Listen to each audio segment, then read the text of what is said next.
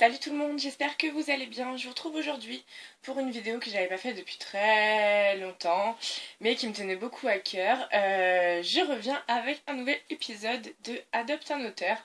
Et, oh surprise, je vais vous parler aujourd'hui du grand, du magnifique, du merveilleux, le seul et l'unique Scott Fitzgerald, qui est, comme vous le savez sûrement si vous me connaissez même un tout petit peu, un de mes auteurs, sinon mon auteur préféré de tous les temps. Alors c'est parti, je vous emmène à sa découverte. Fitzgerald est né le 24 septembre 1896 à Saint Paul dans l'état du Minnesota. Et il se met à écrire assez jeune puisqu'il publie de nombreuses nouvelles dans le journal de son lycée et plus tard dans le journal de la prestigieuse université de Princeton, là où il fait ses études, mais qu'il quittera malheureusement sans obtenir son diplôme, car il s'engage en 1917 dans l'armée américaine. Et en 1918, il est affecté dans l'Alabama, à Montgomery, qui est la ville natale de celle qui deviendra plus tard sa femme, et qui se prénomme Zelda. Il tombe directement amoureux d'elle. C'est une jeune femme d'à peine 18 ans, mais qui est très dynamique et très pétillante. Et son charme fait complètement effet sur le jeune Scott Fitzgerald. Pour la conquérir, il va il écrit l'ébauche de son premier roman qui sortira en 1920 et qui s'appelle L'envers du paradis. Parce que à l'époque, pour épouser une femme, il fallait avoir de l'argent. Et Scott n'en avait pas. Donc il écrit ce roman et ça remporte un franc succès. Et donc, grâce à cet argent, il peut épouser Zelda. Ils vont ensuite, comme de nombreux Américains à cette époque, s'installer en France pendant de nombreuses années. Et Scott se consacre entièrement, pratiquement entièrement en tout cas, à l'écriture. 5 ans plus tard, il publie ce qui est aujourd'hui, je pense, son roman le plus célèbre, qui est Gatsby le Magnifique. Mais malheureusement, les ventes ne fonctionnent pas très bien. Et voilà, il est très déçu. Et c'est là que le cercle infernal commence à démarrer. S'ensuivent ensuite quelques années pas vraiment de débauche, mais où Scott voilà, n'arrive plus à vendre ses livres et se met à boire beaucoup, à faire beaucoup d'excès et devient vraiment invivable et de très mauvaise humeur, ce qui entache beaucoup sa relation, son mariage avec Zelda. Il faut aussi mentionner que c'est à cette période à peu près que Zelda commence à développer une schizophrénie qui deviendra assez grave puisqu'elle devra se faire interner jusqu'à la fin de sa vie. D'abord en Suisse et puis plus tard elle retourne aux États-Unis dans les meilleures cliniques. Scott continue à s'occuper d'elle un peu à distance, mais voilà, à partir de là, leur mariage est déjà bien détruit. Voilà. Je dirais. Ensuite, à la fin des années 30, Scott Fitzgerald est envoyé à Hollywood où il produit quelques scénarios pour des films assez connus et où il continue d'écrire des nouvelles. Mais malheureusement, voilà, c'est un écrivain terminé, il ne vend plus rien et il mourra en 1940 en laissant son dernier roman inachevé. Scott Fitzgerald est le chef de file de la génération perdue qui inclut également de grandes figures des années 20 et 30 comme Ernest Hemingway ou encore Ezra Pound ou encore Gertrude Stein. Voilà. Alors ma passion pour Fitzgerald est venue il y a quelques années. J'en avais déjà entendu parler parce que c'est vrai que beaucoup d'œuvres, beaucoup de films font référence à Gatsby le Magnifique, donc je connaissais l'existence de ce roman et je savais que c'était un roman assez classique de la littérature américaine. Mais ma vraie passion s'est déclenchée ouais, un peu de façon originale, je pense. C'est en regardant le film de Woody Allen, Midnight in Paris, que j'ai découvert vraiment le couple Fitzgerald. Surtout que je vais juste mentionner rapidement que Scott Fitzgerald dans ce film est incarné par Tom Hiddleston qui est un des hommes de ma vie. Voilà. Donc j'ai été doublement sous le charme de ce personnage. Et du coup je me suis lancée à la recherche, enfin en tout cas plutôt à la découverte de cet auteur. Et comme beaucoup de personnes, je pense, j'ai lu Gatsby le Magnifique, donc en premier. Alors je vous montre mon édition, elle est super moche. Je sais que pourtant ce livre, c'est un des livres qui a été le plus édité dans des tonnes d'éditions différentes. Et non, j'ai bien sûr la couverture la plus moche. J'aimerais bien remédier à ça très vite en achetant une bien plus belle édition. Mais en tout cas, pour l'instant, c'est celle que j'ai. Je vais passer très rapidement dessus parce que je pense que ce livre a été lu par beaucoup de personnes ou vous avez au moins vu une des adaptations cinématographiques. Il s'agit de l'histoire de Nick Gatsby, qui est un jeune homme assez étrange, enfin assez mystérieux, très riche, qui organise de très grandes fêtes à New York. Et à côté, on a un couple dont la femme s'appelle Daisy et elle tombe amoureuse de Gatsby. Et voilà, c'est assez tragique comme histoire. Mais le propos de ce livre, c'est plus la... En fait, Scott a voulu dénoncer, enfin montrer toute la superficialité de cette époque. Alors c'est très bling bling, ça, voilà, il y a de l'argent partout, c'est très très très fastueux. Et je sais que beaucoup de gens n'ont pas aimé ce livre à cause de ça, parce qu'ils l'ont trouvé creux et rempli de superficialité. Moi j'ai beaucoup aimé ce roman, d'ailleurs je pense que c'est toujours le roman que je recommande pour ceux qui veulent découvrir Fitzgerald, parce que même si d'après moi ce n'est pas son meilleur, c'est quand même un bon premier pas dans son univers et dans son style d'écriture surtout. Mais je vais vous parler de ces autres livres qui sont un peu moins connus que j'ai lus. Bien sûr, je les ai pas tous lus, il m'en reste encore plein, je vais vous montrer ma petite collection. Mais j'en ai lu beaucoup d'autres qui sont vraiment géniaux. Euh, le deuxième roman, parce qu'il a écrit 5 romans, il m'en manque 2.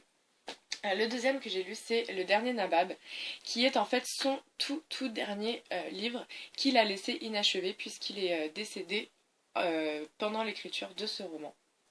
Alors c'est vrai que c'est assez étrange de lire, j'avais jamais lu avant un roman inachevé, donc c'est vrai que c'est assez déroutant.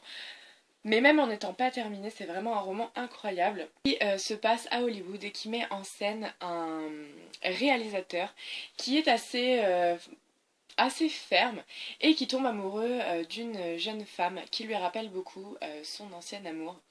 Et il veut à tout prix la revoir, il la cherche un peu partout. Et voilà, c'est une jolie histoire. Ça dénonce aussi beaucoup de rouages d'Hollywood. Ça se passe dans les années, au milieu des années 30, mais ça reste encore assez actuel, je pense. Et le fait que ce roman soit inachevé, comme je disais juste avant, c'est un peu déroutant, mais à la fin, en fait, on a ce qui aurait pu, enfin, comment aurait pu se continuer le roman grâce aux notes de Fitzgerald qu'on a retrouvées. Donc c'est assez intéressant de voir voilà comment il voulait terminer son histoire. En tout cas, c'est vraiment un livre que je recommande aussi parce que bah, mine de rien, ça change un petit peu de ses autres œuvres et ça n'enlève, enfin, ça ne perd pas en qualité. Donc voilà. Mon roman préféré de Fitzgerald, euh, que bon alors c'est mon roman préféré, mais c'est pas celui que je recommanderais à des gens qui ne connaissent pas Fitzgerald. Je vais expliquer tout de suite pourquoi. Il s'agit de Tendre et la nuit. Tendre et la nuit qui est un roman qui s'inspire grandement de la vie de Zelda et de Scott. Voilà, ça, on peut dire que c'est un roman autobiographique, bien sûr, ce ne sont pas les mêmes personnages, etc. Mais on reconnaît vraiment beaucoup la relation de Scott et de Zelda dans ce livre. Donc c'est pas un livre très très très joyeux. Mais voilà, il y a beaucoup de passages qui m'ont beaucoup touchée. C'est un livre très sensible, mais à la fois assez dur. Je saurais pas trop comment décrire ce livre, mais voilà, c'est un livre qui m'a vraiment beaucoup touchée. Pourquoi je ne le recommande pas à ceux qui ne connaissent pas Fitzgerald? Tout simplement parce que je pense que pour pleinement apprécier ce roman, il faut connaître un petit peu la vie du couple. Parce que, voilà, alors, bien sûr, hein, si on ne connaît pas, le livre est très bien. Mais quand on sait en fait que bah voilà, c'est très très très... c'est très très inspiré de sa propre vie, de sa propre expérience. Moi, ça apporte quelque chose, vraiment quelque chose en plus, et je pense que c'est ça qui m'a vraiment beaucoup touchée parce qu'on le reconnaît beaucoup beaucoup dans ce roman. Mais voilà, c'est un très très beau roman. Moi, je vous dis, c'est mon préféré de tous les Fitzgerald que j'ai lus, même si je les ai pas tous lus.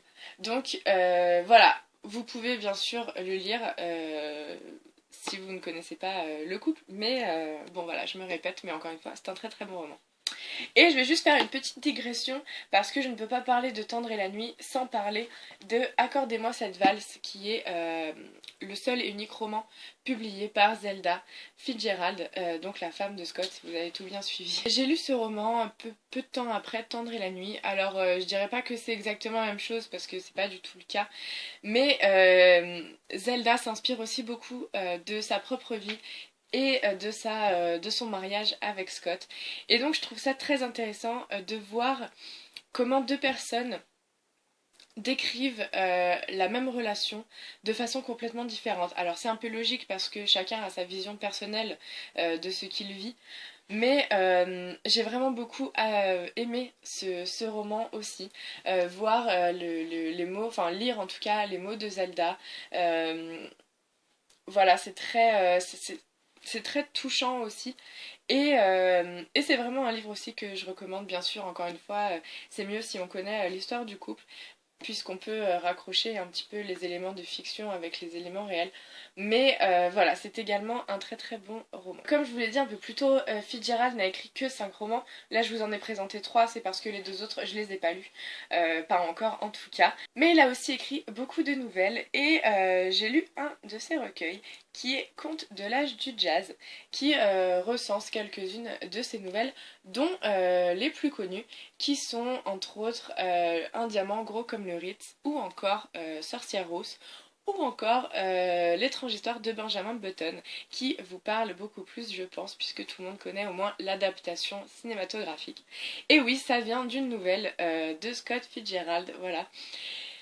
Alors j'ai lu très tardivement les nouvelles de Scott Fitzgerald, à vrai dire, je les ai lues seulement l'année dernière. Et voilà, pour moi, Scott le romancier et Scott le nouvelliste, c'est vraiment deux personnes complètement différentes. Et j'ai vraiment beaucoup beaucoup aimé découvrir Scott le nouvelliste. Parce que voilà, alors c'est vrai que j'ai toujours un rapport un peu bizarre aux nouvelles. La plupart me déçoivent un peu. Parce que je les trouve trop, enfin pas assez abouties, trop rapides et en général la fin tombe un peu à plat. Bon j'ai des contre-exemples hein, mais en général c'est ce que ça me fait. Et j'ai vraiment beaucoup aimé celle de Fitzgerald. Bon je les ai pas toutes aimées bien sûr, mais la plupart d'entre elles, voilà, il va directement au point là où il veut nous emmener. Et ce sont toujours des histoires très, bon, en rapport avec son époque, évidemment, qui parlent, voilà, de superficialité, de richesse, etc. Mais pas que. Et donc, du coup, c'est vraiment un autre monde, une autre façon d'écrire aussi, mais on retrouve vraiment beaucoup son style qui lui est très particulier. Et voilà, c'est vraiment une très belle découverte. J'ai d'autres recueils de nouvelles, bien sûr, que je vais m'empresser de lire quand j'aurai un peu de temps. Voilà. Et j'ai également lu Lots of Love, qui sont les correspondances en fait de Scott et de sa fille, puisque Zelda et Scott ont donc eu une fille qui est maintenant décédée, je crois. Oui. Et donc voilà, ce petit livre en fait compile les correspondances de Scott et de sa fille. Et vraiment, voilà, ça m'a beaucoup touchée parce que on entre vraiment dans l'intimité de l'homme, du personnage, et on le découvre sous un jour complètement différent. Parce que c'est vrai qu'à travers ses romans, et même à travers ce qu'on connaît de lui, il paraît comme un homme assez arrogant, assez dur, assez prétentieux. Voilà, on dépeint généralement pas une très très bonne image de Fitzgerald quand on parle de lui. Mais à travers ses correspondances, on découvre que c'est aussi un homme et un père très aimant. Euh, il est fou de sa fille et il est fou de sa femme, on le sait aussi. Et Et c'est vraiment très beau à voir parce que voilà, il s'occupe beaucoup d'elle. Ça se ressent dans ses lettres, il s'inquiète beaucoup pour elle quand elle part à l'université. Il- voilà, il est dur avec elle, mais en même temps, il l'aime beaucoup. Enfin, c'est vraiment. J'ai vraiment beaucoup aimé découvrir Scott sous ce jour-là, voir une facette un peu plus sensible de sa personnalité. Et voilà, c'est authentique, c'est beau. Je trouve que c'est toujours intéressant de lire les correspondances d'un auteur qu'on aime ou qu'on n'aime pas, hein.